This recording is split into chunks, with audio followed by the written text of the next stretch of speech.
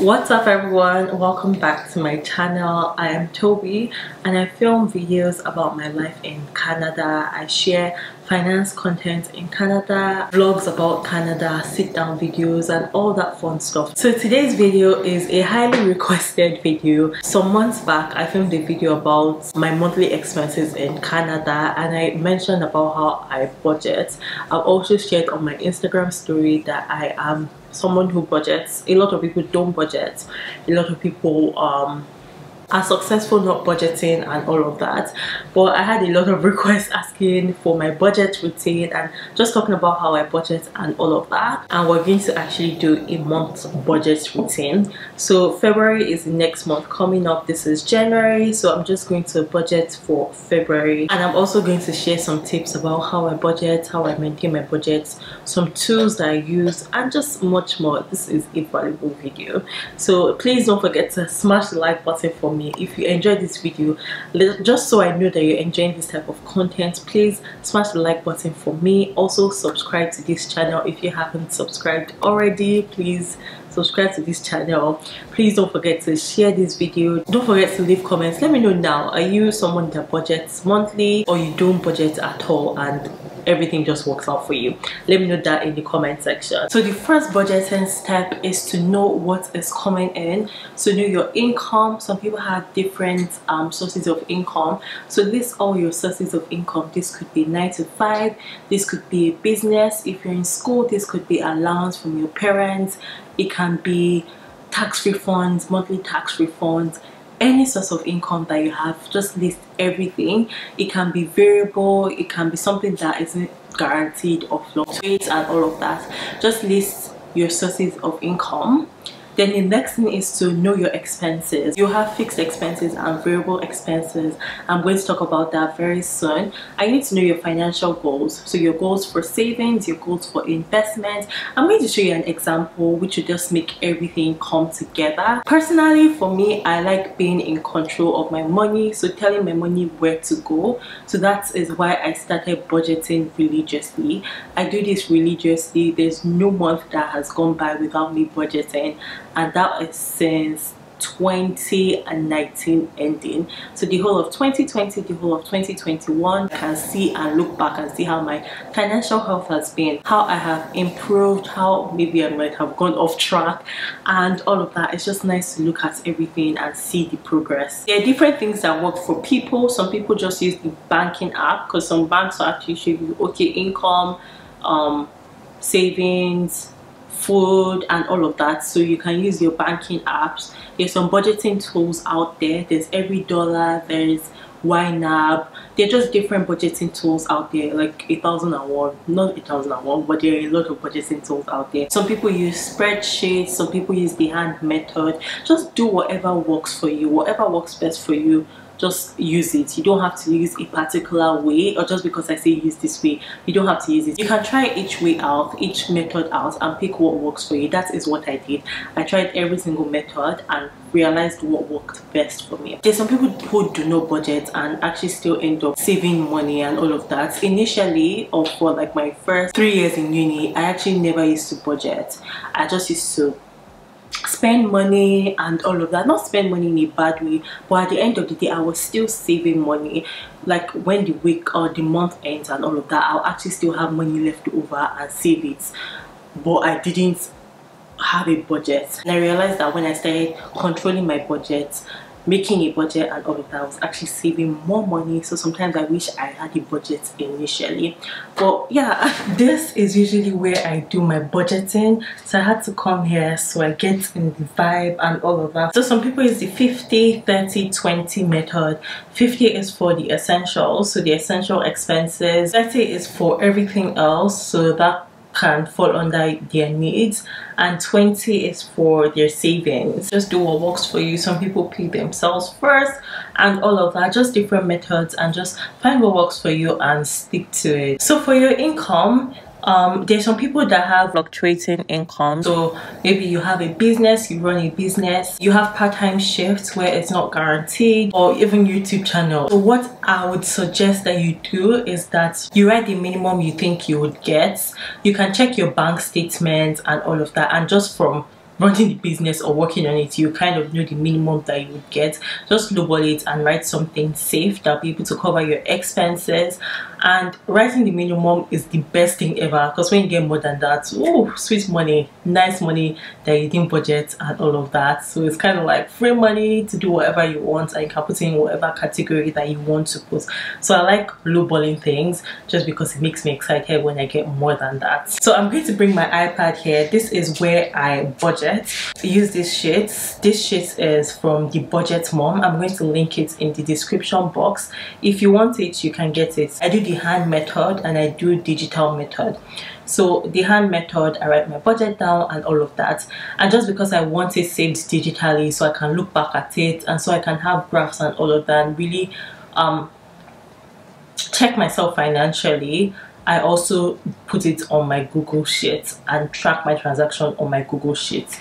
With this sheet, you can, like the sheets for budgeting, you can actually track your transactions, but it can get a bit overwhelming if you do it using these sheets. Now that I have the dates for February here, if you're someone that has never done a budget before, then I would advise and suggest that you look into your bank statements. Maybe look into your bank statement for the past 3 months or the past 6 months, or if you can, the past 1 year. Categorize your expenses and get an average for those things. So for example, groceries. Check what you spent on groceries every month for the last 6 months or 3 months or 1 year and get an average. So that is what you're going to start off your budget with, and with time you'll kind of get used to it, or like know what you should actually spend in a month. And I'll say be honest with yourself. Don't go and, normally if you spend, let me say, $300 on beauty because you do your nails, you do your lashes, your wax and all of that, don't go and say that you're going to spend only $100 this month. Or if you spend like $500 eating out, don't go and say you're going to spend $100 eating out. Just be realistic with things, and with time you can get used to it. So for me, I prefer breaking things slowly instead of just breaking things drastically, because when you do things drastically, sometimes it's going to be hard for you to continue doing it. I'm paid bi-weekly, so that's why I budget bi-weekly, but there are some people that are paid once a month. So if you're paid once a month, you can put everything in once a month. I think for the purpose of this video, it would be easier to do once a month or faster to do once a month, so I'm just going to do once a month here.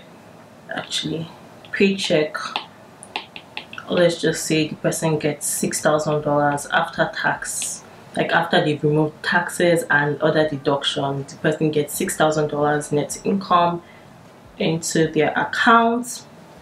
And look at your bills. What bills do you have? What are your fixed expenses? So under expenses, there are variable expenses and fixed expenses. So fixed expenses are bills such as subscriptions, hydro bill, gas bill, water bill, gym bill, internet bill. Those are bills that have a standard number. I know hydro, gas, water, things like that are not exactly fixed, but there are things that when the bill is out, you kind of know the number, the exact number, or you can have a rough range. Then variable expenses, those are things like groceries, things that you can't control. You can actually control how much you spend there, and honestly speaking, sometimes you don't have to spend as much as you spend in those categories. So that's how I divide mine: fixed expenses and variable expenses. This is in my income. I'm just putting an arbitrary, like a random number, just to show how this works. Also for the bills, I just estimated some things. It might not be the exact thing. I was rushing, so I just estimated some things, and yeah, I'm just going to go over it. So the income, $6,000. If you get paid bi-weekly, you can actually separate it so you have more control, because this workbook I have actually has like 4 different sheets for a month. So you can put paycheck 1, allocate things to paycheck 1, paycheck 2, allocate things to paycheck 2. If you have a side business or another source of income, allocate things to that. Your 4th income, allocate things to that. That's actually what I do. As you can see, the income there is $6,000, and now income total is $6,000. So the bills are kind of like the fixed expenses. Fixed expenses. Whatever bills are non-negotiable and they are fixed and you've committed to, I personally put my tithes under my fixed expenses because I know that I'm not going to go a month without paying tithes. You don't have to believe in paying tithes. The next category is variable expenses. So for this, you can categorize it the way you want to. Some people have like just 3 categories. Some people have one category where they just call it personal, they just add everything, or some people call personal and one for food where they add groceries and even eating out. So for me, what works for me is that I have groceries, and this is strictly groceries, things that are actually needs, not wants. So strictly groceries. I know that I want to eat healthy a bit for 2022, so my grocery budget is now $250. It used to be $200. This particular one is actually my some things, but the grocery one is my actual budget, $250, because I want to eat healthy for 2022. And healthy meals, sometimes you actually need to buy more expensive things, so it's $250. Then for household, there's some things that people even put inside groceries. Some people actually add their household to groceries, but I don't. I separate it. So household can be dishwashing liquid, laundry detergent, paper towel, and things like that. You have to have your miscellaneous budget category. That is one thing about budgeting. Some people are so strict with everything. Sometimes you will not know some things will come up. There's some random things that will come up and you won't be prepared for. For example, I don't have a car. I might need to use Uber just for something that was unplanned or things like that. So that falls under my miscellaneous category. Like now, a month ago I bought ink. I did not plan to buy ink. I didn't even know that I was going to buy ink. It fell under my miscellaneous category. So for me, fun is things that I really do not have to do, but I just want to do it. So that is eating out. Number one is eating out. So a lot of the Uber Eats I do, going out to restaurants, all of that, they fall under fun. Then for beauty, that is things like making your hair, waxing your brows, buying hair supplies. For me, beauty, I just put $20, and that's just to wax my eyebrows. Under miscellaneous also, that can be tips, things like that. Then personal is like things that I don't know how to explain. Okay, like now if I want to go shopping, if I need to buy a book, just things like that fall under personal for me. Then I have my sinking funds. This is another category that you should have, and this is very, very important because you would have different saving goals that you have. The smaller saving goals, for example, my sinking funds, I have one for birthdays. The next one that's coming up is in April, my brother's birthday, and I have saved for it. Like the exact amount I wanted to save has already been saved. I saved for it since 2021, so I don't need to stress about it. Then the next birthday I have is after that, May. I actually have 2 birthdays in May that I give people birthday gifts. Then I have one in June.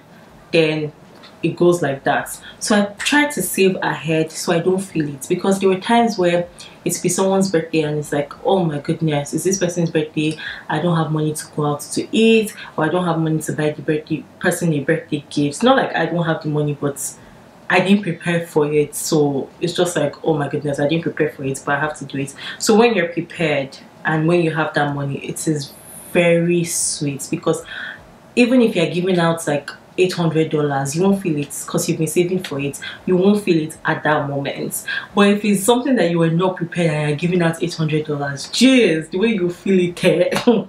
So I have my sinking fund categories. For birthdays, I'm putting $50. For my girls mission, I'm putting $50. For example, this is January also. Second term in Nigeria is January. Second term everywhere, like new term, is January. So I needed to send school fees. I had saved from that since like last year's summer, and the next term is going to be April. Yeah, I think it's April. That's third term, and third term I've already started saving. Actually, I have the full money for third term. The next one I'm saving for now is September. Some of the money I even have for third term would actually enter into September because of exchange rates and all of that. So I'm saving for September right now and saving small for it.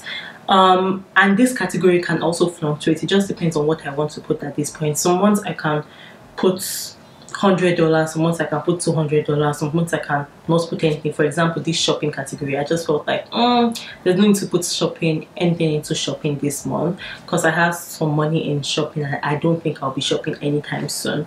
But I try to put things there, so if there's something maybe luxurious, something just nice that I really want to get, I'll buy it without not having money to buy it. Then if you have debts, this can be credit card debts, it can be any type of debt, you can put it into this category.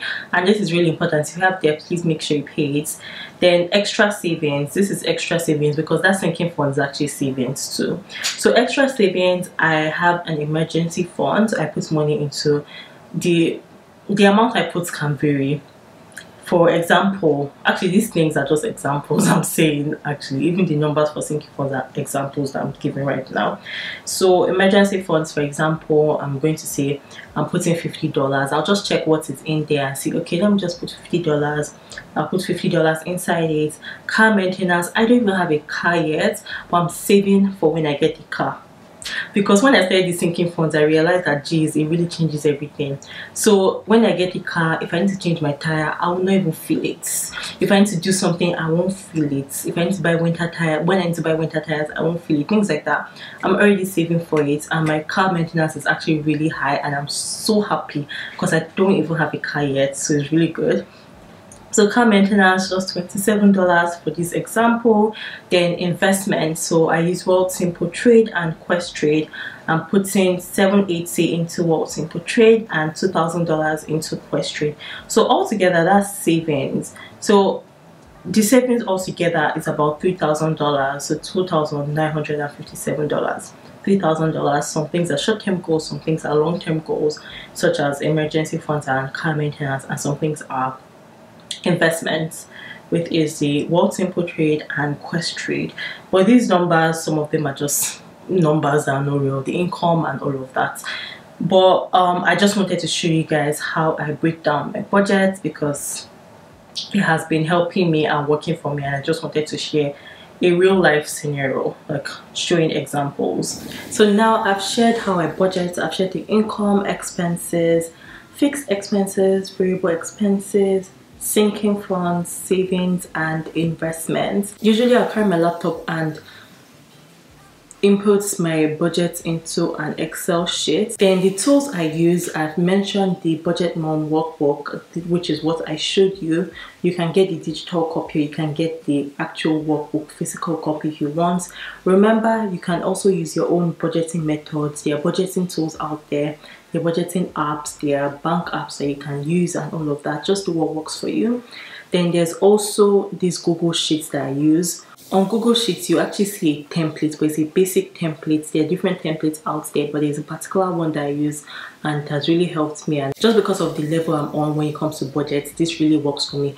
If you're a new beginner or you're just trying it, it might not work for you. You might feel overwhelmed. But if you budget a lot, or if you really want to start it, then you can actually get this sheet. I'll link in my description box. I really hope you enjoyed this video. It's a different video, but I really hope you enjoyed it.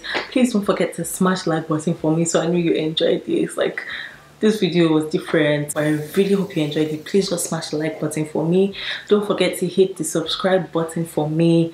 Leave comments. Let me know if you would start budgeting now. Are you a paper and pen type of person or a digital budgeter? What type of apps do you use? All of that, just let me know in the comment section, and I'll see you guys in my next video. Bye. You can say I lost my mind. I will keep on holding my head high.